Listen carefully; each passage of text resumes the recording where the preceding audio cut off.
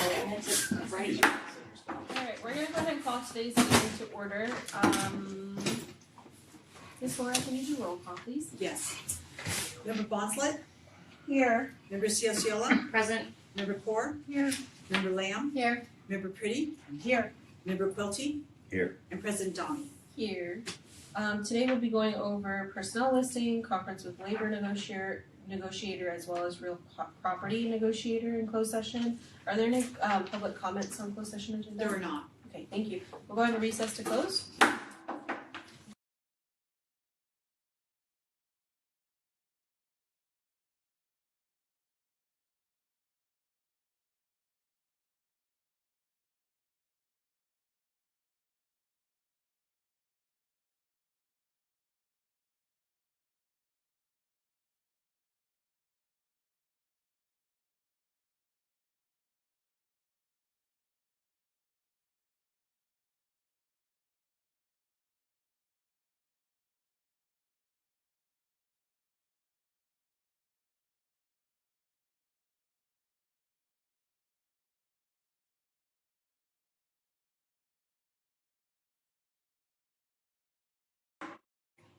Sorry, ready? Do you need a hammer again? Okay. Alright, we're gonna go ahead and recall back to open session. Can we go ahead and stand for the pledge, please? Salute. Pledge. I pledge allegiance to the flag of the United States of America and to the republic for which it stands, one nation under God, indivisible, with liberty and justice for all. Are there any requests for agenda reorganization? Okay, there's nothing to report out from closed session. Go ahead and go to reports and information, Williams Act quarterly report. This is our quarterly report, and there were no complaints at this time for the last quarter ending in June. Awesome, thank you. Grand jury report. Thank you. As shared with you, the grand jury did a Safer Streets, Safer Kids report. They visited Terra Buena and Bridge Street as well as Franklin Elementary, which is not in our district, but did visit Franklin Elementary and then had recommendations and findings in their report. I shared that with you. Well, it was sent to you all previously, I believe, in June. We're obligated to respond to the findings and the recommendations 60 days after the issuance of the report. So I prepared a report of findings and recommendations to be sent to Judge Ashby. I've shared that with you. What I wanted to just call your attention to is that in the penal code, there is a requirement for us to acknowledge that the findings and we agree with them, or that we partially agree with them, or we disagree. So in the report, there are those that were, we completely agreed, those findings are true. There are those that we partially agreed to, and then I don't think there was ones that we didn't flat agree with. So I want to share that I also met with Steve Smith with the County of Sutter and Robert Bendorf, the interim city manager, because they also will be responding on behalf of those agencies regarding just some of the findings regarding the signage and what needed to be done. So their reports will be separate from ours. Collectively, we talked about some of the things that they've already corrected. There were things that we are outside our jurisdiction that I wanted the judge to be aware of, that we don't control the signage, or we don't trim the bushes, and so they're going to be maintaining those, and again, they'll be responding, and you'll see their responses because they will go public. They have 90 days to respond, so they will be responding as well. In terms of the recommendations, there were, the first recommendation was about some sort of automated reporting system that would go directly to PD for bus accidents. We aren't under the jurisdiction of the police department. When there is a bus accident and students are involved, we have to call the highway patrol, and highway patrol comes out, there's a whole protocol and a whole list of things that our transportation has to do. So I reported that, and that we don't also have the finances to create an automated system, and I'm not really sure the rationale behind a system like that, but again, I did clarify that again, why we would be following all of the transportation rules that govern school transportation. The other recommendation was related to training of our crossing guards. We agree that we will hold, and Justin Cutts will hold an annual crossing guard training, and then as new crossing guards are hired before they can start, they'll go through training. And then also there was a comment about vests and stop signs. All of our traffic, all of our crossing guards are provided those, but I think we need to remind them to always wear their vests, make sure they've got their stop signs. But they're in fact, they're sitting in Justin's office, so I'm not sure why that was a comment or a recommendation made. And then the other one was the Safe Routes to Schools grants, and so we are not in control of the structures or the sidewalks. We do partner with the city and county when they apply for those and write letters of support. But the other comment was about the wellness component that's related to safe schools. We partner with Blue Zones, and so we have walking school buses. But we'll continue to pursue ways to continue to encourage our families to walk and bike to school through other measures. We don't have to go through a grant in order to do that. Chelsea Slattery Holton has a wellness committee that we, certainly Blue Zones is there, and the city and county that we can discuss, encouraging that to happen. Because part of our congestion problem is because what's happened over time, and I was sharing this with the city and county, is back in my day, we always walked to school. But what we're finding is parents, even if they're a few blocks away, are choosing to drive their kids to school. Mm-hmm. And our schools are many of them are in neighborhoods, two-lane streets, and so that can cause some of the congestion. And then, we continue to educate our parents about safe driving and, following the rules of driving. The city will come out, PD will come out, and the Sheriff's Department will come out to help encourage parents not to violate traffic rules. But it happens, and so we'll continue to educate our families, encourage our families to walk and bike to school through our bike rodeos and walking school buses. So that was my response to Judge Ashby, the grand jury report.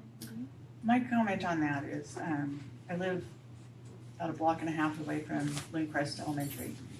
And when we first moved here, all the little neighborhood gates were open before and after school, so the kids could, it wasn't that kids could only be dropped off and picked up in front of the school. There were other access points. And I understand that those were closed. I think they were closed during COVID or whatever, but they've never been opened back up. And I know for a fact that would relieve some of the congestion, because Phillips is a very narrow 2-lane road. Yeah. And it has a lot of issues. I avoid leaving the house at certain times just because of that.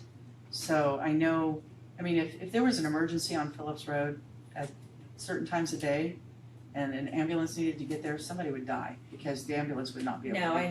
And that is so, and I do remember that because I worked at Lindcrest back in the day when those gates were open, and I think for safety purposes, they also had locked those gates in some of the cases. So when you look at but if they could be open just a little bit before school and a little bit after school. And that would solve the Lindcrest issue, but at some of our sites, there's only, the entrances are very limited, and so there's no way to open up multiple gates, because there's only one way into the school. But so at the schools where there are neighborhood gates, maybe we could think about open them back up and then make a big production about, hey, you can walk to school now because this gate is open, and And partly I think that the Lindcrest, and I know the reason why, was there were so many entrances that they couldn't control who was coming onto campus. Yeah.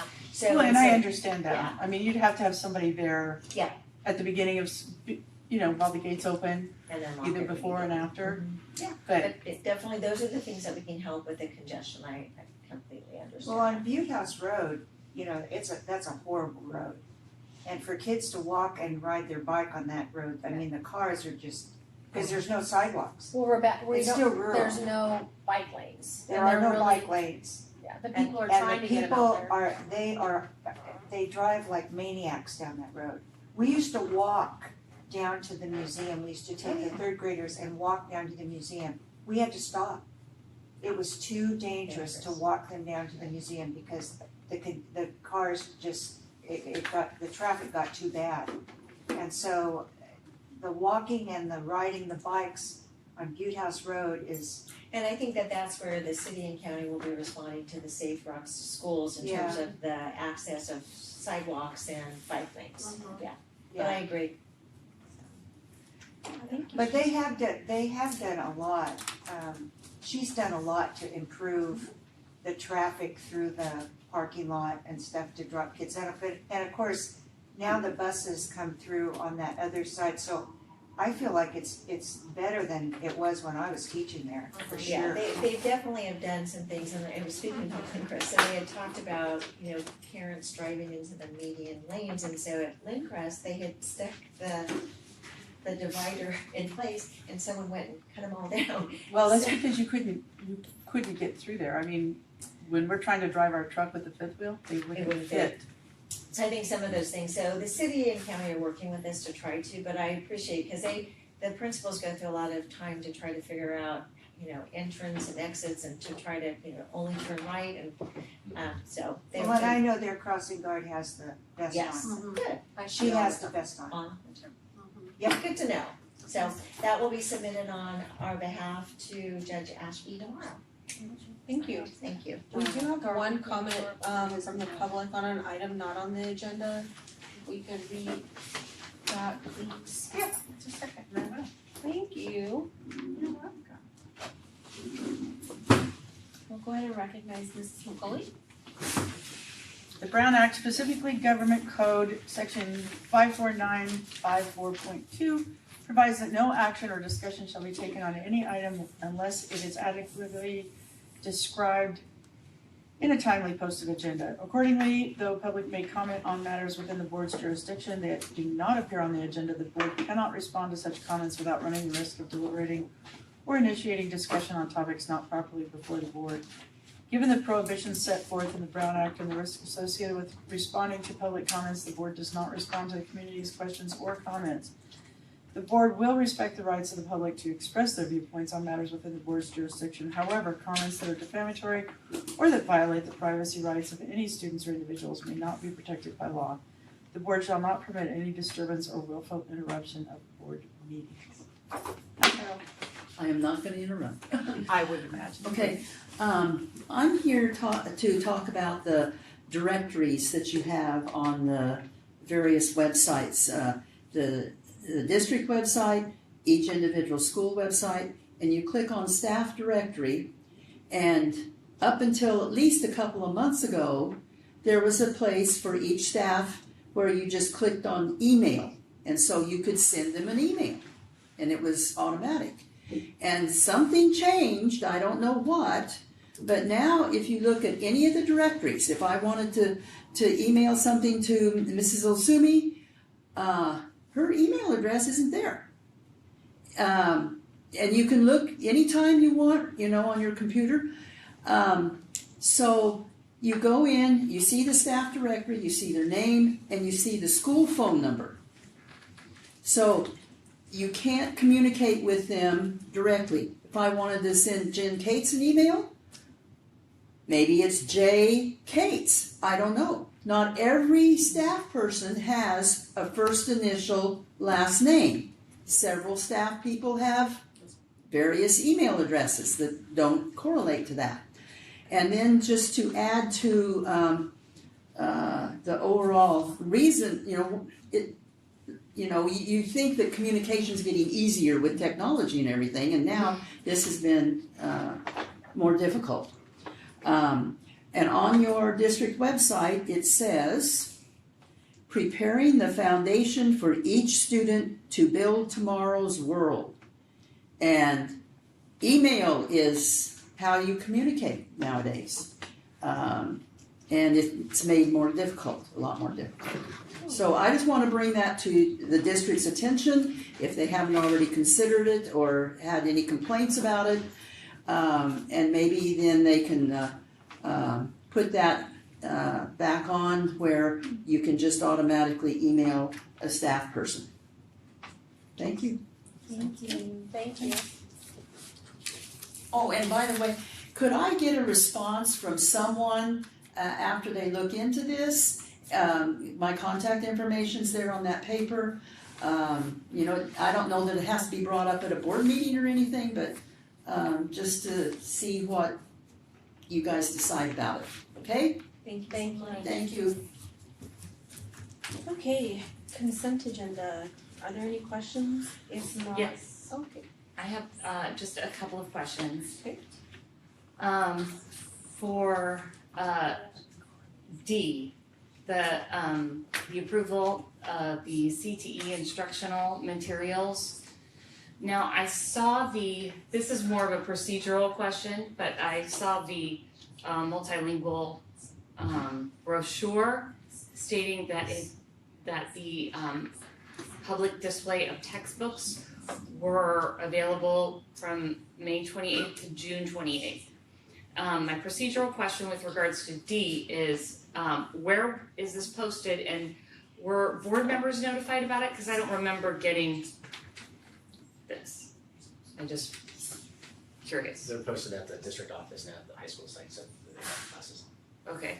But just like a physical piece of paper on a bulletin board, is No, that? the actual textbooks. So we have to, by ed code, we have to do the textbooks, they have to be done. Right. I mean, what I'm saying is, where are we posting this notification It's that? online, it's online, it's at the school sites and it's here at the district office. Okay.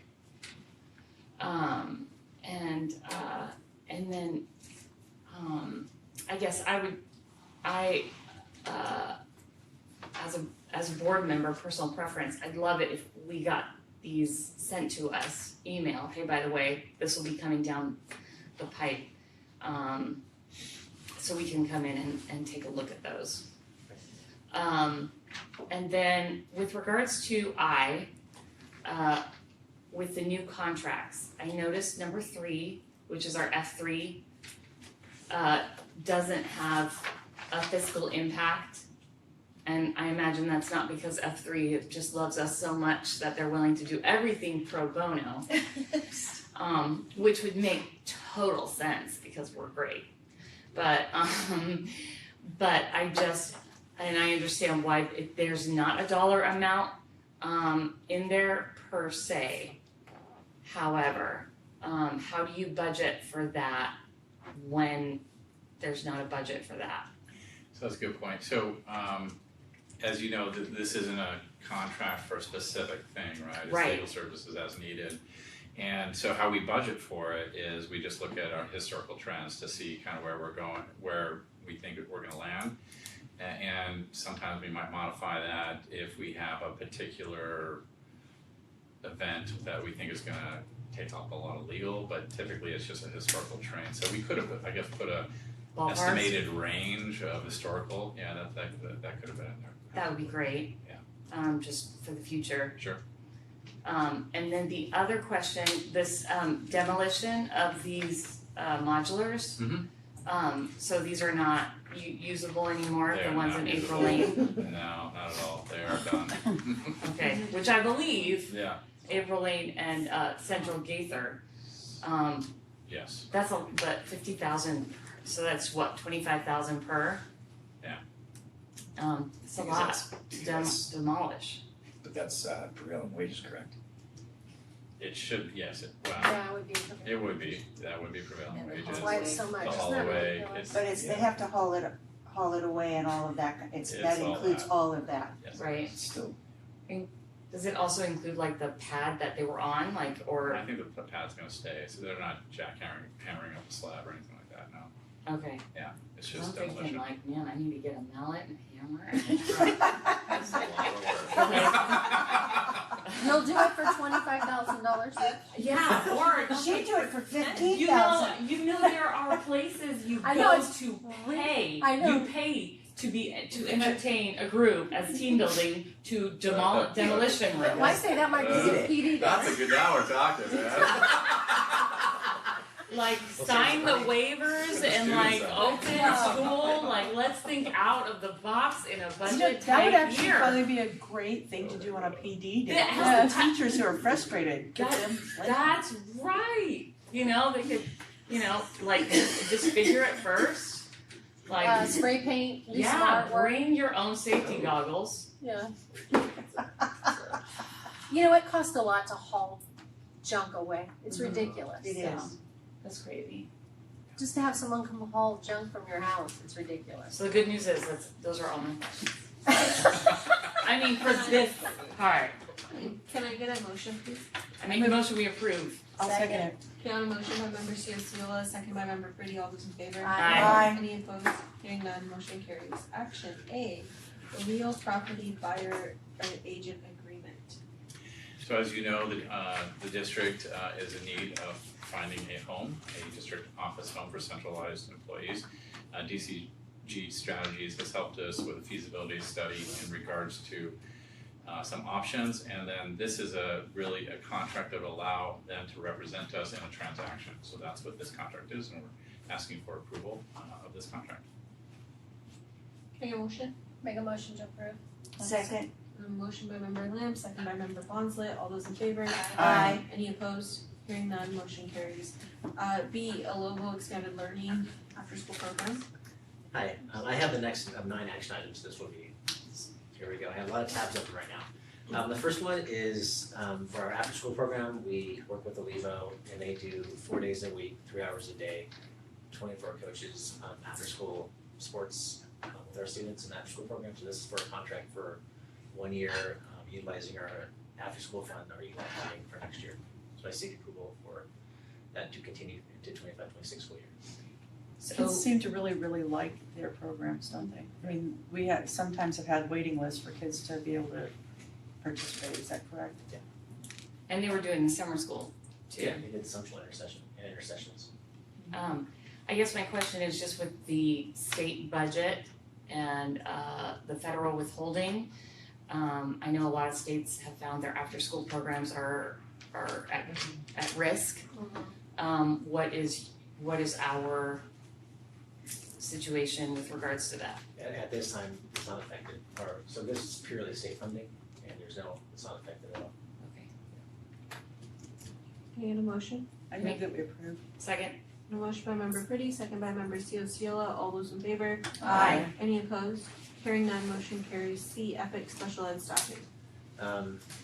We have a shortage of staff in special education, so we're trying to work through some contractors to start the school year with being fully staffed. So the next 6 items will be addressing that. So the first one, through Epic Special Education Staffing, would be for 1 school nurse, 1 mild and modest pet teacher, and 1 certified occupational therapist, and 1 speech and language pathologist. That would be through Epic Staffing. Any questions? Yeah, my question is, not with regards to Eaton, but with regards to these vendors that we're using, is there a reason or a benefit to a pluralistic approach, or was that how it had to happen? It's because of availability. We have a lot of, there's a lot of districts and NPS schools right now who are trying to staff their sites, and there's just a shortage in California of special education service providers. And so at this point, we have used many of these vendors, and it's who do we have available to staff our For schools. this area specifically. Okay. Ideally, it'd be nice to have one. Ideally, it'd be nice to just fill your positions and not have to go through contractors at all. But Right. we're in a position where we have to start school and we have a number of open positions. And on these contracts, we can cancel them at any time, right? Like pending, we find a candidate. I think within Yep. 30-day notice, we can accept the contracts. And we have these positions posted, so as we interview, our hope is to. And for this particular, and I'll probably ask the same thing for any of the other staffing questions, but for the 4 job descriptions that we are having filled by Epic, they're all in person, Yes. including this SLP too? Yes. Cool, it's awesome. And I also have Liz David if there's any other specific questions. I don't have any Sure. specific ones. Okay. Okay, can I get a motion?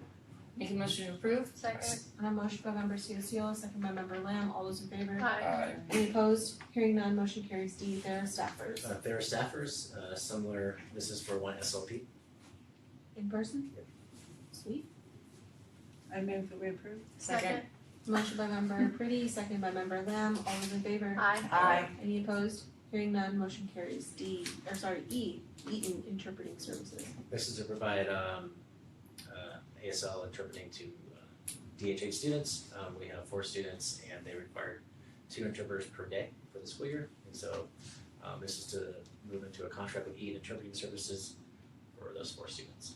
But there's also a video component to that. No, that's on the contract, but it's in person. Yeah, they have to be, they're in the classroom with the students all day. Can I ask a question? Maybe Mrs. Abbott, this might come to you. Now, Sutter County Superintendent of Schools is our regional provider for DHH services. Can you maybe explain to me why we are the ones that are hiring the interpreter and it's not something that's coming out of Sutter County? I can do that. So right now, these are 4 students who though anticipated that they're going to be returned to the district fully included. And so they no longer will require the SDC component of the deaf and hard of hearing program. So it's basically, like a speech and language student being served by, being returned to the district. So it becomes our obligation to provide those services for the kids. So they will not be served any longer by the county. They will be Yuba City Unified students completely. So they'll be integrated They'll get into some it. itinerant services, but yes, they'll be fully Fully included. integrated. Will they, Interesting. I don't, okay. I know that recently ASL, I don't know how recent it was, it's been a while, has been included in foreign language studies, ASL has been. And I know they teach it at UV College. Have we actually posted this and looked for interpreters to hire?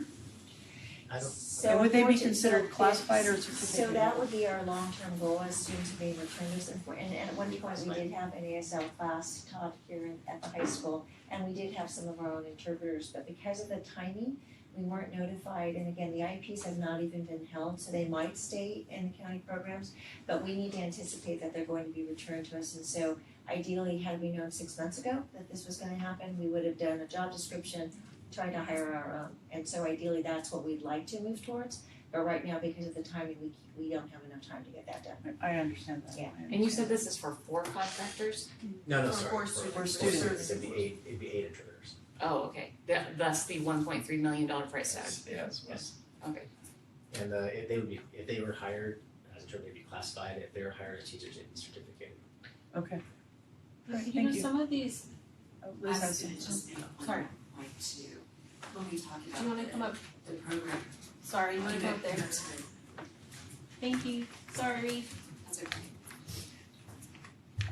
One more point about the interpreters is it's not just getting somebody who's completed the coursework, but they actually delineate the type of interpreters they need. And county has delineated that they need an educational interpreter, which requires more training than most of the students who come out of Yuba College have. Okay, all right. Well, and that makes total sense, it's just, I was just wondering, I'd always rather hire people than Us too. go Us through too. the service. Okay, I can ask my questions later, it's fine, it is what it is. Maybe I have a couple more points of clarification, but it's not appropriate right now. Can I get a motion? I move to approve. Second. Motion by member Bonzlet, second by member Lamb, all those in favor? Aye. Any opposed? Hearing none, motion carries. F, Comp Health, medical staffing. Similar to one of our previous contractors, this is to provide a SLP services. In person? Yes. Wow, so many people here. Wow. You know, it was like a completely different show last year where like Oh. these agencies, it was virtual or it was, we'll send you a slipper or whatever, but that's awesome. 3 different agencies with SLPs in person.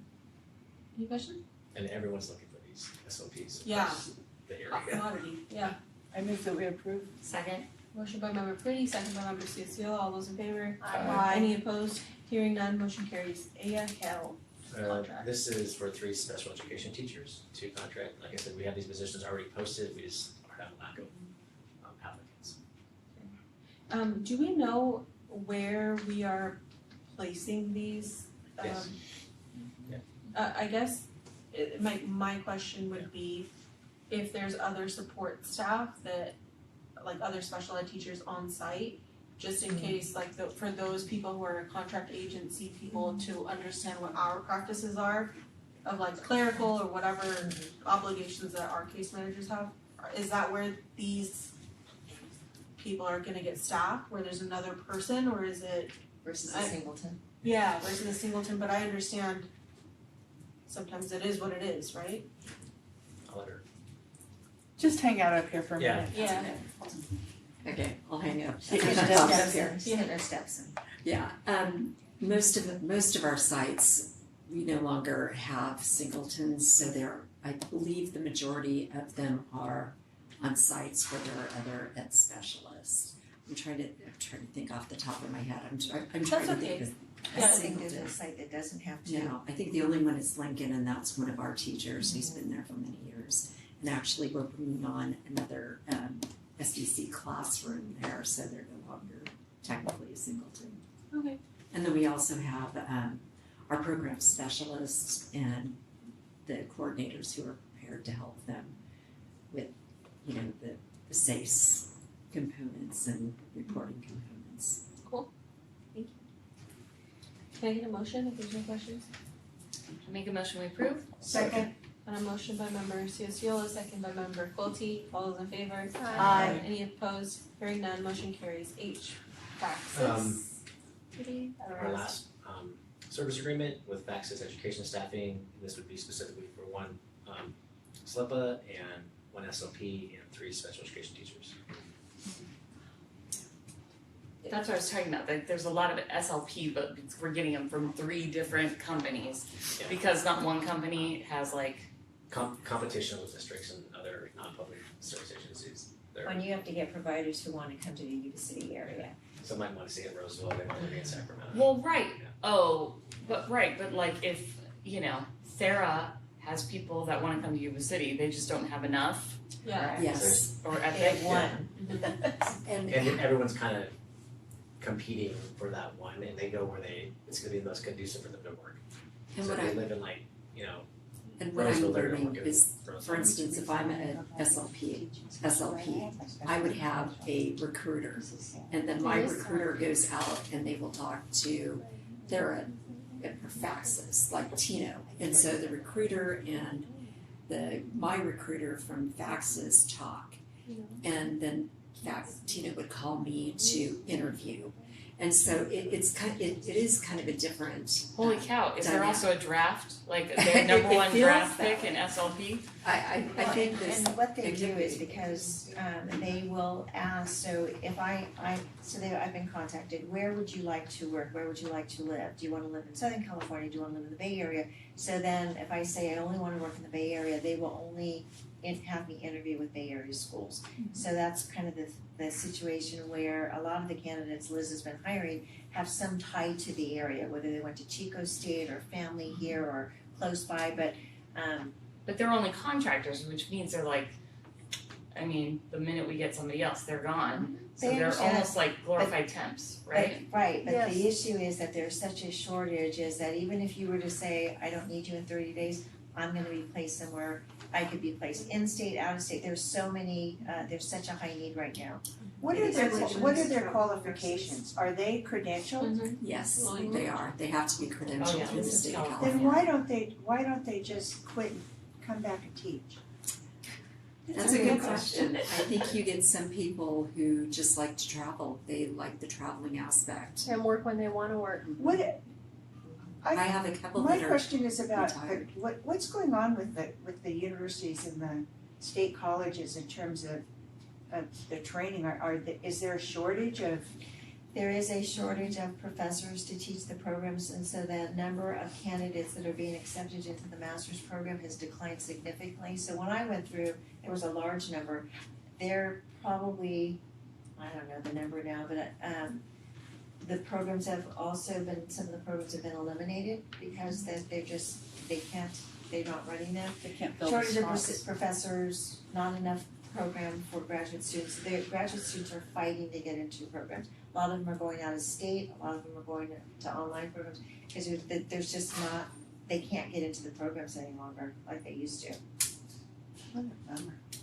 I'm just really appreciative of the fact that you guys went out and found agencies that can bring these providers in person. This has been doing this all summer long. Yeah, no, I I've mean, been doing it's, this since March. when you think about, like, it just shows like that we're doing what's in the best interest of the students, and we're trying our best to make it work, you know, and so Yeah, I appreciate the hard work. We both went to the job fairs in Yeah. Chico and Sac State. I think you went to National, and Yeah. there's a shortage. Oh, This- these are the cards we're dealt, right? Like, we don't have candidates that are applying for these positions, and until we do, we have to make do with what's out there, and I appreciate the fact that we're not settling for something that's online.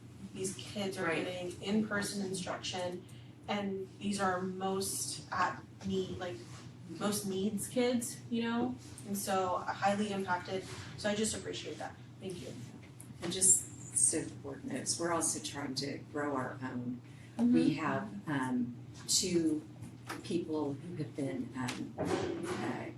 classified. I have an aide who completed their bachelor's and now is going in as an intern, and we've offered her an intern position.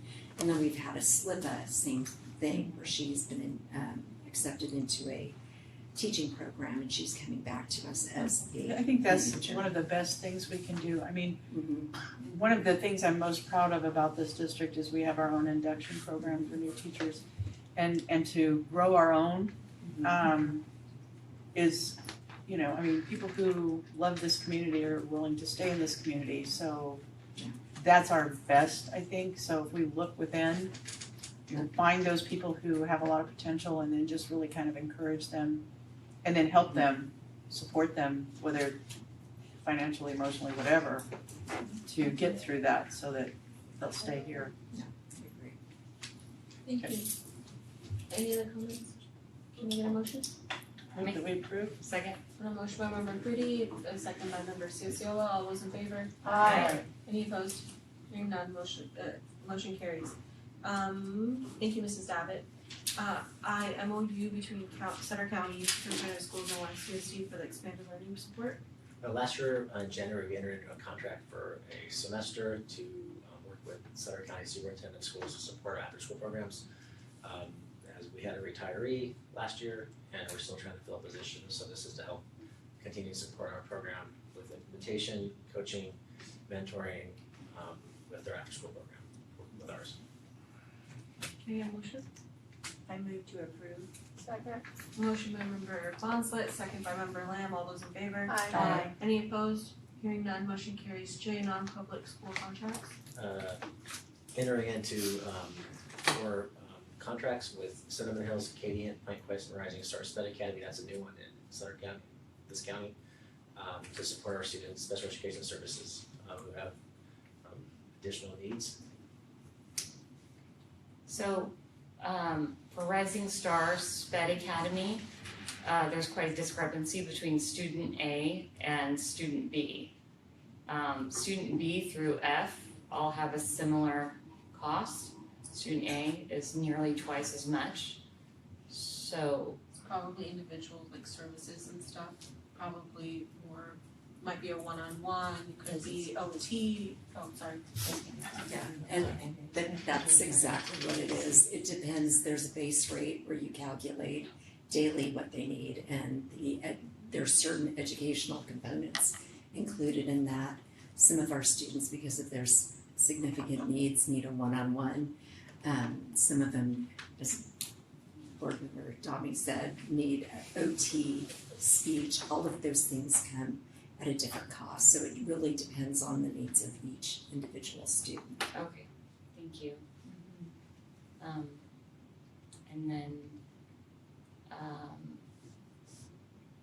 then the other ones are these individual students? Because I see Rising Star has it listed out, but Cinnamon Hills just has a $250,000 there.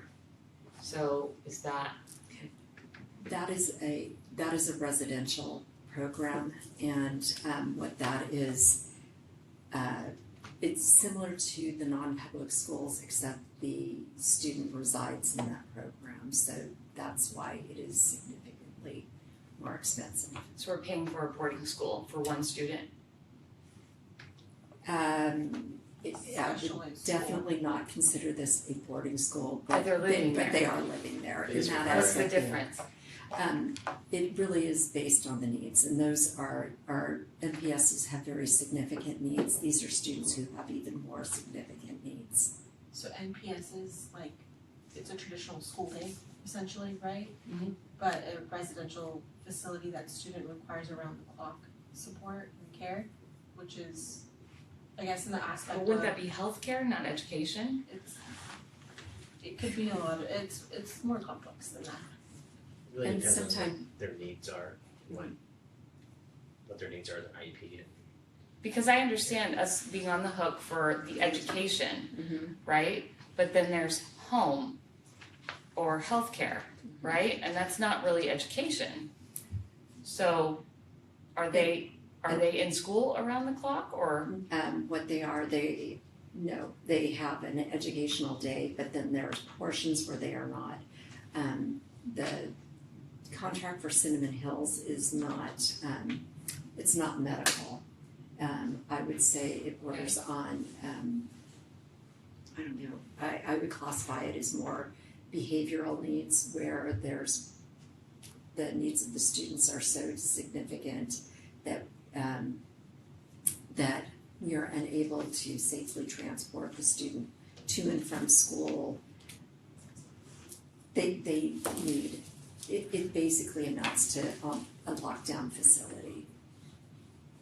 Rather than, that's how I would classify it. But you say it's not healthcare, but even psychology, is that not a health related issue? Isn't that, if that's what you're discussing, that, I mean, I understand privilege, I totally get it. I guess I'm just, I like wanna make sure, this is normal for school districts to pay for around the clock boarding school for a student. It doesn't happen often, but yes. because, and I think what Director Dowdett was stating was the educational needs of the student require the student's needs to be served in a higher level of care. And I totally understand what you're saying is it sounds medical, but we're talking about first the educational needs and how do we best serve them, and because we can't serve them in all of these options, this is the highest level of educational means to serve them. And yes, there is a residential component, and yes, districts, not often, but can have to pay for the residential and the educational components. It happens, I don't know how many kids we currently have placed, but if you ask districts, many of the larger districts, it's not unusual to have this because they can't meet their educational needs in what's available, and so it does require a higher level of care. It's an educationally based placement, but there's a residential care component that's attached to it. That we're on the hook for. Yes, that we are obligated to pay for. Okay. And a lot of times those unique facilities or those high needs facilities aren't local. And so you have no other option but to transport, and sometimes it's not feasible. Whereas like going down to Sacramento is not that big of a deal for driving back and forth. Some of these unique facilities that have even more significant supports aren't anywhere local. And we have out-of-state placements too, but that's just where those unique facilities that will best meet the needs of that particular student are. And because that's what's the educational benefit is for that student to go to that particular facility, then we are responsible for all the costs that are around that, if that makes sense. Not really. But anyways, okay. The words you say make sense. I'm just trying to like wrap my head around it, like in the sense that if I was a student now and I'm like, look, I could learn so much better at the University of Paris and Caen, Normandy, and that is where my education will be served. Like, I mean, I get it, I'm making a drastic change, but I guess the question is, I think maybe like if you wanted to sit down with like you or Mrs. Abbott and maybe get like an example of what the needs of these kids are, of like this would be appropriate placement for this particular kid, but if this kid had this type of behavior, this would be it. So you kind of have like a foundational understanding of why and what. Maybe that might be beneficial. And it does sound extreme for a school district to have to pay for a residential, however, there is definitely case law that has demonstrated that it is our obligation. Again, we're looking at the educational component, and again, it's one, on a level, continuum level, it is probably the highest educational level and requirements that a district is obligated to provide, and so, Most restricted. yeah, it is the most restrictive, and so, but I completely understand, cause it's, again, it doesn't happen often, but it is happening, I'd say it's happening more frequently, actually, to tell you the truth. and do we have any kind of feedback as far as the success of it is, like? Yes, so we're obligated, Liz travels, I've traveled 5 twice states in one yeah, she day. travels, so we're obligated to go and visit and Yeah. the students are safe. And so, yes, we have we have had students return and be very successful, so as soon as they're able to return back to be served at a lower level, we get them back as soon as possible.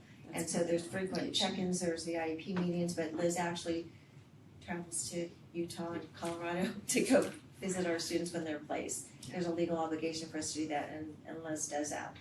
So, yes, but there is evidence that they have shown efficacy, and those students are returned to us, and then we're able to serve them.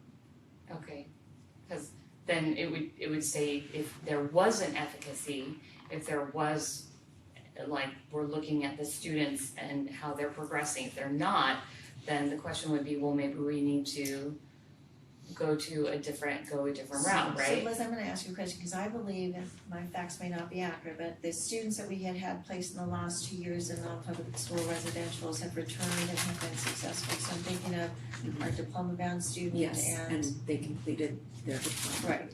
Yeah. So they were able to come back to us and receive their diploma. So we haven't had, I don't believe we've had a student not return to us. No, I have not. Right, okay. I have not. Okay, and Cinnamon Hills is the residential, but none of these others are? Correct. Point Quest and Acadian, Those are all day programs. okay, Rising Star, obviously, okay. Thank you for answering my questions. Need a motion? I make a motion we approve. Second. A motion by member Cianciolo, second by member Lamb, all those in favor? Aye. Any opposed? Hearing none, motion carries. Okay, declaration of need for the 25-26 school year.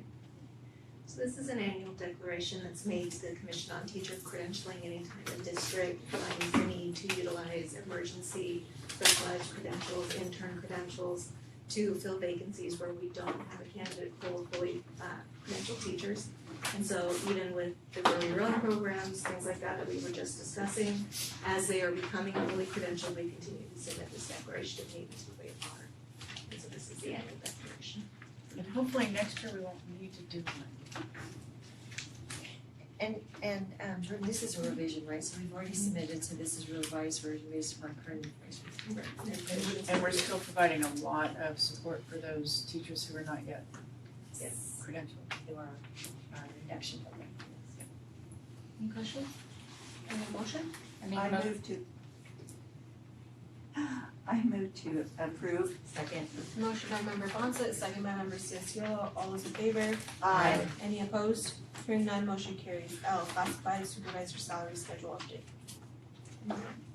And so we previously looked at the salary increases to the salary schedule. The classified supervisor was not included on that salary schedule at the time. It's a position that we've not filled in the district since 2022, but are looking to utilize in the future, and so we have returned it to that salary schedule and updated it to reflect the increases that have occurred since 2022. Is this a position that would be here at the district office?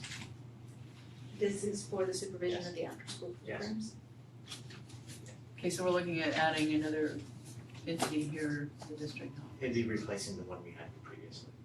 Yeah, so So we we had, haven't had one since 2022. It was a certificated So we have a position. certificated person in place for, after Danielle Schmidt left, and so we had a certificated person. Okay, and gotcha. Now he's going back to classified. Okay, that makes sense. Can I get a motion if there's no other questions? Make the motion we approve? Second. Motion by member Ciola, second by member Bonsley, all those in favor? Aye. Aye. Any opposed? Hearing none, motion carries. M, contracted management salary schedule. So in accordance with the assistant superintendent's contracts, the contracted management salary schedule is increasing to 2.57% for the 24-25 and 0.5% for the 25-26 school years. Any questions? No. Can I get a motion? Make the motion we approve? Second. Motion by member Ciola, second by member Lamb, all those in favor? Aye. Any opposed? Hearing none, motion carries. And first reading of proposed revisions. Thank you. So I bring forward the next set of board policies that have that are needing revision, and the index is included. This is a first read, and we'll come back at the first meeting in August for second read and recommendation for approval. And here for any questions. Thank you. Thanks. I have a question about policy 4040.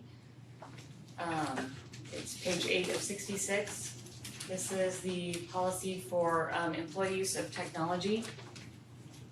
On the bottom part of that, I just want to clarify. Second to bottom paragraph on what's typed in as page 6. The superintendent or designee shall annually notify employees in writing that they have no reasonable expectation of privacy in the use of any district technology as defined above, even when using their personal devices. So, I'm just saying, on their personal devices, for example, an example of district technology on their personal devices might be email, like using an Exchange server on your phone for email. Would that be included in that technology? Right. I'm trying to make sure I understand what district technology and would be. Right, so let me use an example. My phone, I have access to my email system, and so I know that by using my personal device, it is, I have no, Reasonable expectation for privacy. yes, Okay. But just as it pertains to the email on the district. the district email. District email. Same type of thing if I did my grade book at home on my personal Correct. computer. So, to ensure proper use, the superintendent or designee may monitor employee usage of district technology at any time without advance notice or consent, and for any reason allowed by law. Would that also encompass Wi-Fi? Like if we're on school Wi-Fi, right, then it's like anything you're accessing, it doesn't matter if it's school email or school website. Correct. Or personal. Yeah. Because you are accessing the Wi-Fi technology, all of your browsing, etc., is accessible. Right, and we have the right to, at any point in time, do a search, look, so. And this is standard protocol that teachers get that communication, and they are like, oh yeah. So you wanna speak I to think this is standard protocol for almost any business, actually.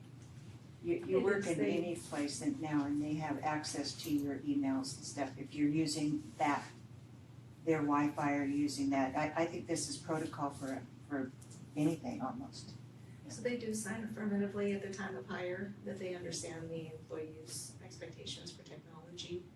There are also annual notifications to them as part of the board policy. When there are significant changes to the board policy, they are then presented and re-sign that employee use agreement, which should these changes go forward, and after that time, we will be doing it again for all employees, including existing. And do we do that kind of like regular monitoring for material that would be against protocol? I mean, is that part of the IT department that kind of, I mean, hopefully we've got firewalls and locks in place for. Filters, Yeah, they do. absolutely, yeah, so we actively manage that part of it. I can't go into too much more detail because I'm not necessarily qualified to speak to it, but we definitely have the filters, prohibit certain size, that kind of stuff, and of course, there's I believe some auditing that goes on as far as, if we had to go back and look, at somebody's usage, we could do that. Okay.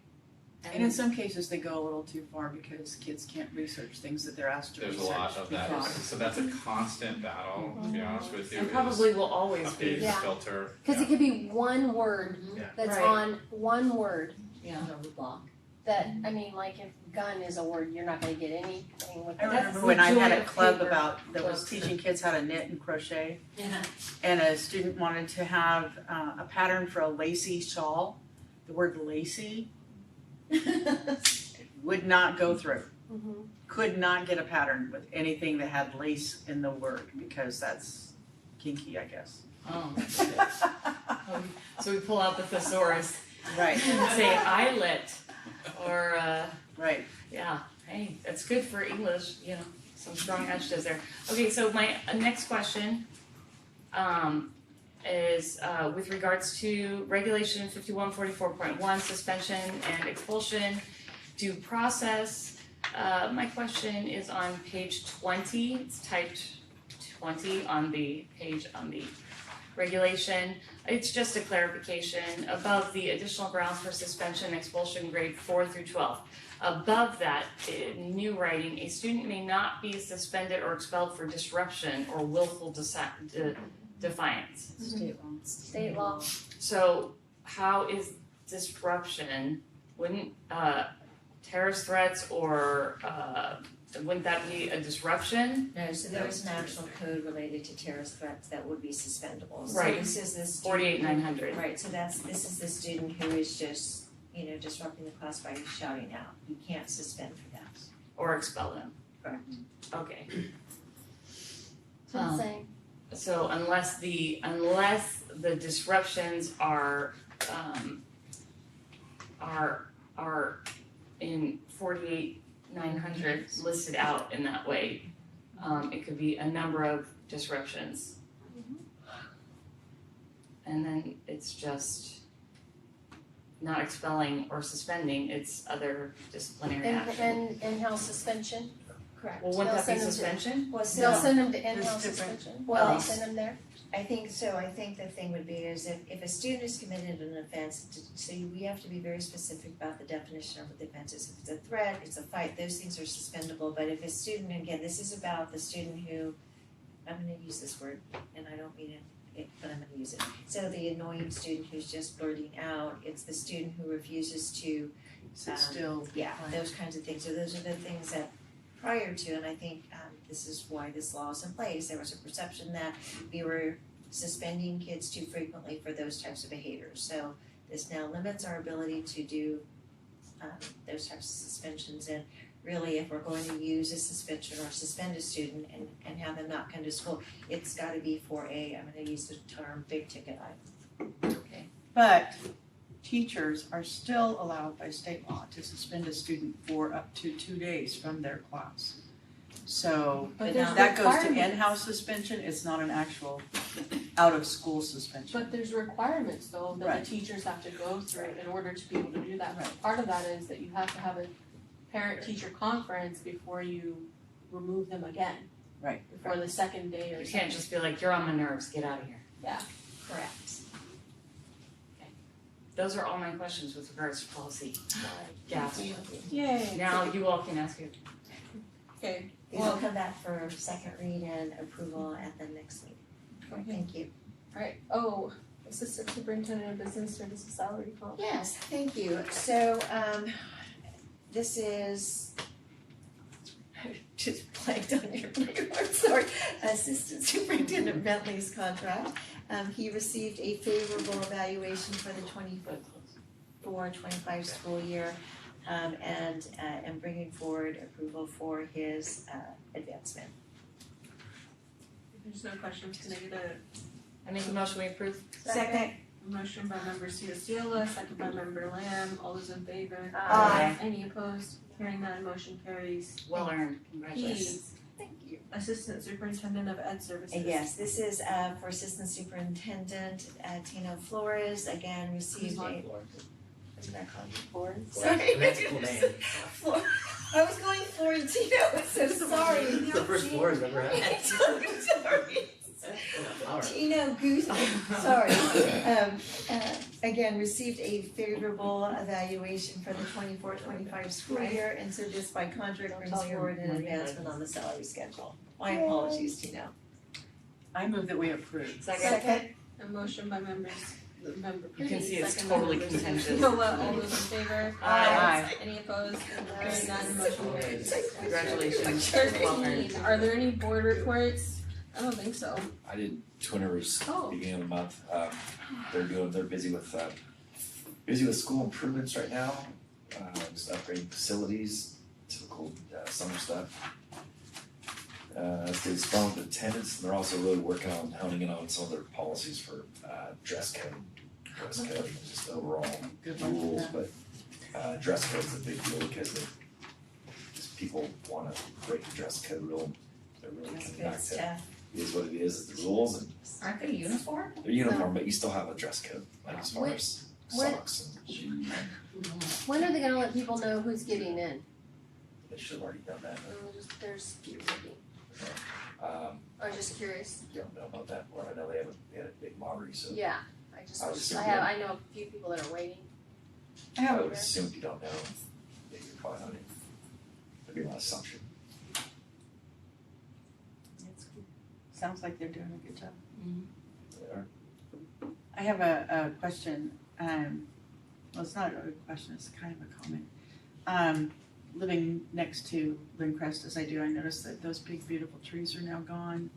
Driving down Stabler, I noticed those big beautiful trees are now gone, but I don't see any of the structures put up yet for the solar panels. Are those gonna be going in while school is in session? Take that, or you want me to? No, I can take that, absolutely. So we are a go time for all solar, and we have a limited amount of time to get all this done. So the taking down trees is In the summer. step one over the summer, and a lot of that work was done internally. Some of it on the bigger trees was contracted out. You're gonna see a lot of activity at all our school sites throughout this year to get this done, and we've been talking to the principals about, the impact of the school sites, trying to make it as minimal as possible, but it is gonna be an impact. I had some high school teachers ask me, because it looks like those will definitely be during the school year, and I told them, I said, well, better the high school kids deal with that disruption than elementary school kids. I think high school kids are a little bit better able to deal with that, but I was kind of surprised to not see it started. Well, we were hoping, I would have loved to start day one, once Right. this let out, but the timing of, DSA, all the approval process and engineering that goes into it, we're already on a tight time schedule. Best case scenario, we're hoping somewhere in the middle of summer to start, but we actually, I'm just glad we actually started.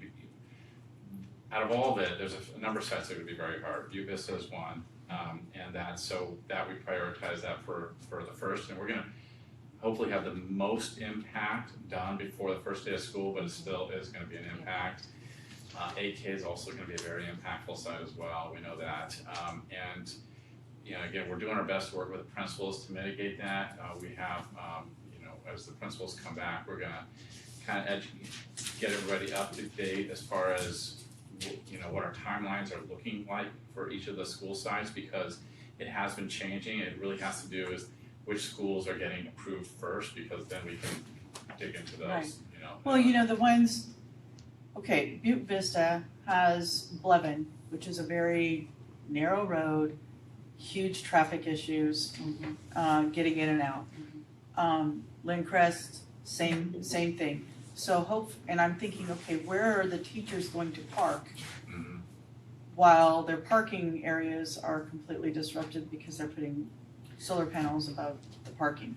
So I can speak to Butte Vista because I know. it's another reason to open So up I know- those, Yeah, so that, I was just thinking the Yeah. same thing, Yeah. we're gonna be opening up those gates, Yep. Shelley, on the back sides and on the sides. So I think, for example, Butte Vista, I spoke with Mark, I live in that area, and so they're working to try to, the through lane will continue, so being able to the drop off lane will continue. So their goal is to try to get in there quickly, to be able to open up at least a portion of the parking lot, in order on the first day of school, cause I know what the first day of school at Butte Vista looks like. So they're planning on those things, it's not gonna be perfect, that's why in the letters that we've drafted for the principals, in the press releases, we're asking families to walk to school, to carpool, as much as possible, because we understand there's gonna be congestion. So I think they're working on that, they're recognizing they need to have possibly some parking for staff, it just will depend on the timing. So also, as this phases, you even at a particular school site, the biggest footprint that we're gonna be taking up is typically about 3 weeks. That's when they're drilling the pylons down and cement pours and getting the structures up. Then that's the next couple weeks shrinks significantly, and we're hoping that the biggest input should be about 6 weeks, and then it really gets down to small inputs where we can open up more of the parking lot. So again, not ideal, not perfect, but we will get through this. A lot of it has to do with communication. So this is where we're starting our just getting press release out to the newspapers, put it on our website. Each school, as they get teed up, will have we have kind of a letter templates going out. and don't forget to send that same communication out to the staff, both teachers Yes, and 100%. classified. Yep. Because they may not be aware that where they always park is not gonna. Yes, and so that is one of the things that we've already drafted and then the principals and we've talked with staff about the biggest, this will be successful with good communication. So that's why everything's been drafted, it's been sent out. And Shelley, just to address the trees, so trust me, trees, Scott. I love trees. Yes, and it's been my anxiety and know this community as it relates to trees. So we actually have because of the way the panels sit, you have to have. So we actually have a landscape architect who's going to come in to look at that because so this was my request to soften and to make the schools as inviting as possible with these big solar panels. There's no way around it. So we are gonna have some renderings and some ways to replace plants and trees, flower beds, because I understand, it is, trust me, Scott's. Well, and Scott got a dose of me because I was surprised because again, I've already I get it. apologized to several people who contacted me because we didn't have the foresight to build the shade structures we put up strong enough to hold these solar panels. That would have been the smarter way to go about it, and we just didn't have the foresight to do Two that. separate projects though, right? Yeah, I don't know if you'd want your solar panels right above your kids. I don't know. I'm not sure. I don't Well, know. they're not, I don't know, so I don't know I'm if not this is a really good I'm not idea. there's all kinds of things about solar panels I just don't know, but I think that Structures were paid for by the COVID money. That was COVID money, yeah. Yeah, Right, So- but if they were built a little bit stronger, maybe we wouldn't have had to tear down the trees to put They up would more have to- structures. They would have had to build like 10 times stronger. It would have been a whole different project. In the But long I run, understand what you're though, saying, though. It's a The staff is gonna have shade. Yes, and they're gonna love it, and They're no, gonna love parking under Yes. those panels And because no of birds shade. pooping on I the am- car. I am well aware of trees, Shelley, so we're trying to. When we They're were first working around talking that. about Not this, hugging. one of the suggestions that was that we had students plant, the students during the year plant new trees around. Remember when we were talking about this way back when? Somebody suggested that, But so we are. So the but plan you get the is, kids involved. and that's a possibility. It would take some effort to kind of coordinate all that part of which I'm not sure how that would work, but we can think about that. Maybe they can start grafting trees. Right, biology is get that going on. That'd be awesome, I'll buy some. The landscape Use Arbor architect is going to provide the plans. They're not going to necessarily do the work. Right. So we do have the ability to. We actually plan to do the work internally, whether that's through students or our grounds crew. But still, we are going to do that work internally. Awesome. Okay, written communications from the public, There are none. Okay, comments from reps. Hello. Happy almost end of summer vacation. It's been so nice and cool this last week. I don't know what we're gonna do when it gets hot again. I'm gonna go backwards because I'm gonna start with the parking communication. Maybe one of the things that we could do is some brainstorming on how people can ride share to work. Like at Butte Vista, for example, they could all go park at the Bel Air and then like pile in one person's car and drive to work. Good idea. We might want to reach out to our community partners, ask if taking up some of their parking spaces during that construction would be something that we could do, and then we could give them shout out in our on our website or whatever. Good idea. Because that's going to be the most stressful thing for our staff is going to be like, okay, great, you've told me that my parking lot's closed. Where would you like me to go? And in places like Glencrest and Butte Vista where it's all neighborhood, there's not a lot of options for where they can park. So just a thought. And then I just wanted to recognize Board President Domi. I agree with you, and thank you to Tino and Liz who left. But thank you for finding people who will come in and work in person with our students. It's such a huge relief to know that students on IEPs are going to be getting in-person instruction rather than something digital. That's been a very stressful component of this shortage in staffing. And then on that note, I hope that we can continue to work together to make YCUSD Unified School District the most attractive place for teachers to work so that as we move forward through a potential teacher shortage crisis in the future, that people are going to want to come here and work with all of us because this is an amazing place to be. Amen. And that is all I have to say tonight. Thank you so much. Thank you. Thank you. Are there any more comments from board members? No? Okay, comments from superintendent? I just wanted to do a shout out. Our staff did an amazing job with summer school. You can see that we had 31 graduates. We also had multiple kids served at the elementary level and middle school level. And so our staff did a great job of pulling that off and making it happen. And some of you got to see the Lego robotics that Nancy Contreras did and the excitement with that.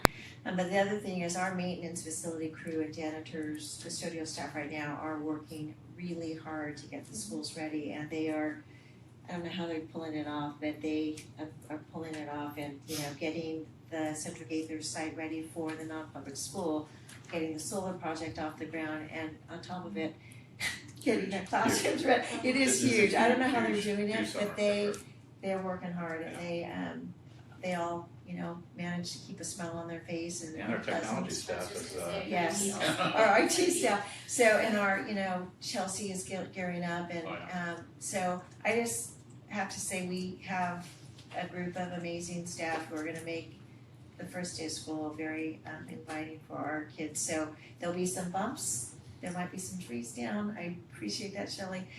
But again, thanks to our staff because without them, this could not happen, and it's a lot. It's a lot. So, yeah, floors being shined and gym floors, and it's all good. Clean. So, but thank you to our staff. Awesome. All right, next board meeting is going to be August 12th at 7 p.m. Can I get a motion to adjourn? So moved. Can I get a second? Second. A motion by member Cianciolo, second by member Bonsley. All those in favor? Aye. Any opposed? Hearing none, motion carries.